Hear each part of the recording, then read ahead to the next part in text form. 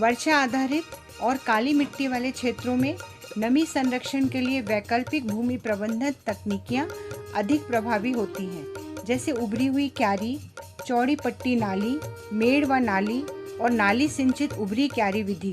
यह सभी तकनीकें एक ही समान है, जिसमें ऊंची सतह पर बुआई की जाती है व नालियों के द्वारा जल का प्रबंधन किया जाता है। अधिक वर्षा की स्थिति में इन नालियों के द्वारा जल का निकास हो जाता है तथा कम वर्षा की स्थिति में यही नालियां नमी संरक्षण का भी कार्य करती हैं। चौड़ी पट्टी वाली नाली विधि काली मिट्टी व जल भराव वाले क्षेत्रों के लिए उपयुक्त होती है। इसमें पट्टी की चौड़ाई 90 सेंटीमीटर, नाली की चौड़ाई 45 सेंटीमीटर और पंक्तियों के बीच की दूरी 30 सेंटीमीटर होती है।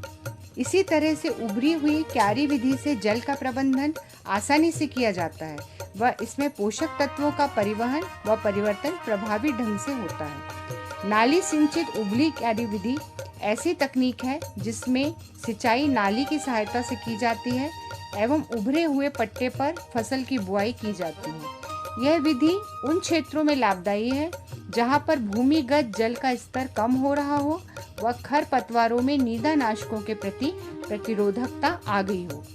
मेड़ एवं नाली पद्धति उन क्षेत्रों के लिए अधिक उपयोगी है जहां मध्यम वर्षा होती है व जल निकासी की समस्या भी रहती है। इसमें अंग्रेजी के अक्षर V के आकार की गहरी नालियां बनाई जाती हैं, जिनकी गहराई 10 से 15 सेंटीमीटर या 20 सेंटीमीटर होती है।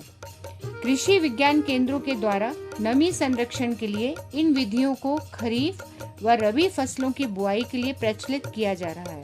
कृषि विज्ञान केंद्रों के द्वारा प्रचलित प्रदर्शन, अग्रिम पंक्ति प्रदर्शन, किसानों के प्रशिक्षण व प्रसार गतिविधियों की सहायता से कृषकों तक इस तकनीक को पहुंचाने में सफल हुए हैं। भारतीय कृषि अनुसंधान परिषद के कृषि तकनीकी अनुप्रयोग अनुसंधान संस्थान अटारी जोन 9 जबलपुर ने राज्य गैर सरकारी संगठन व भारतीय कृषि अनुसंधान परिषद के कृषि विज्ञान केंद्रों, राज्य के कृषि विश्वविद्यालयों और मध्य प्रदेश सरकार के साथ मिलकर एवं निजी कंपनियों के साथ सार्वजनिक निजी साझेदारी के द्वारा इस तकनीक का विस्तार किया जा रहा है। इस उन्नत तकनीक का प्रदर्शन केंद्रीय स्तर पर राष्ट्रीय खाद्य सुरक्षा अभियान के अंतर्गत सतत जारी है। इस तकनीक को बढ़ावा देने हेतु आर्थिक सहायता व आदानों को समय पर उपलब्ध कराया जा रहा है।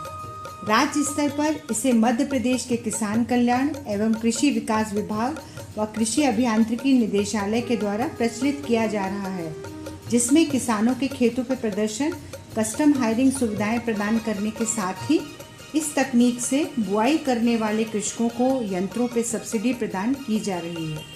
नीकरा परियोजना के तहत स्थापित कस्टम हायरिंग केंद्रों के द्वारा नमी व मृदा संरक्षण के लिए मेड़ व नाली, उभरी क्यारी व चौड़ी पट्टी क्यारी विधियों को प्रोत्साहित किया जा रहा है।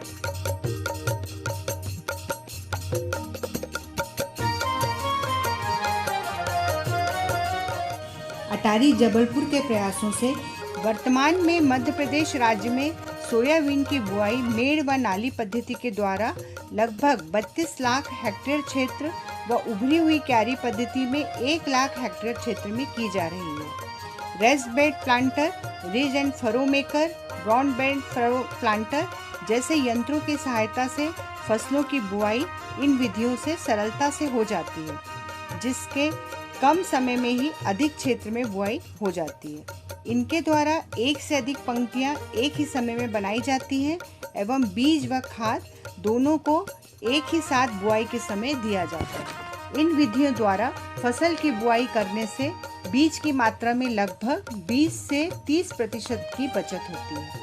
यदि हम उभरी हुई क्यारी का प्रभाव सोयाबीन पर देखें तो इस विधि से बुआई करने पर सोयाबीन के पौधों की संख्या अधिक होती है व पौधों पर अधिक शाखाओं के साथ फलियां भी अधिक लगती हैं। पौधों की जड़ों में अधिक ग्रंथियों का विकास होता है। इससे फसल की उत्पादकता लगभग 30 से 35% बढ़ जाती है। इस विधि से फसल उत्पादन की लागत भी कम आती है एवं बढ़े हुए उत्पादन के कारण अधिक मुनाफा भी किसानों को प्राप्त होता है।